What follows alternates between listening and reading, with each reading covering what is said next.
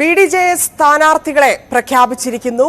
തുഷാർ വെള്ളാപ്പള്ളി മത്സരിക്കും. കോട്ടയത്ത് സംഗീത വിശ്വനാഥനാണ് മറ്റൊരു സ്ഥാനാർത്ഥിയായി എത്തുന്നത്.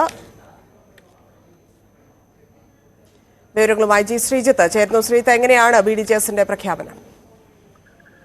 ധന്യ, രണ്ട് സ്ഥലങ്ങളിലെ സ്ഥാനാർത്ഥികൾ, അതായത് ചാലക്കുടിയിലെയും മാവേലിക്കരയിലെയും സ്ഥാനാർത്ഥികളെ കഴിഞ്ഞ ആഴ്ച BDJS പ്രഖ്യാപിച്ചിരുന്നു.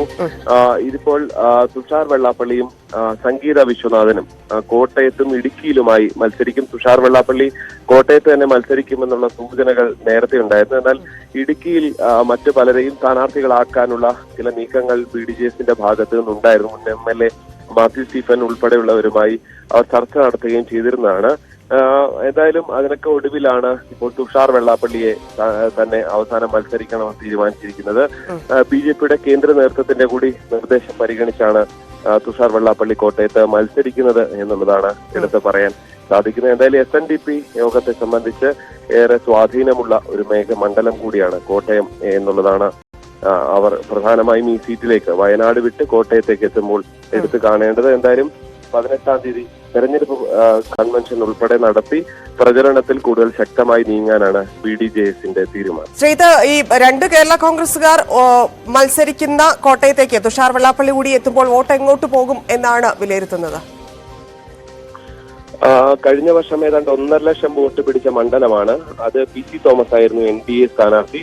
ഇത്തവണ സാധാരണ ഗതിയിൽ ഉള്ള ഒരു വോട്ടിംഗ് പാറ്റേണിന് അപ്പുറത്തേക്ക് പ്രത്യേകിച്ച് SNDP വോട്ടുകളൊക്കെ സമാഹരിക്കാനായാൽ അത് ഇടതുപക്ഷത്തെ സംബന്ധിച്ച്, പ്രത്യേകിച്ച് SNDP വോട്ടുകൾ പരമ്പരാഗതമായി ഇടതുപക്ഷത്തിന് ലഭിക്കുന്ന ഒരു മണ്ഡലം കൂടിയാണ്. അത് LDFനെ സംബന്ധിച്ച് അല്പം ബുദ്ധിമുട്ടുണ്ടാക്കുന്ന സാഹചര്യം തന്നെ ആയിരിക്കും എന്ന കാര്യത്തിൽ യാതൊരു സംശയവുമില്ല.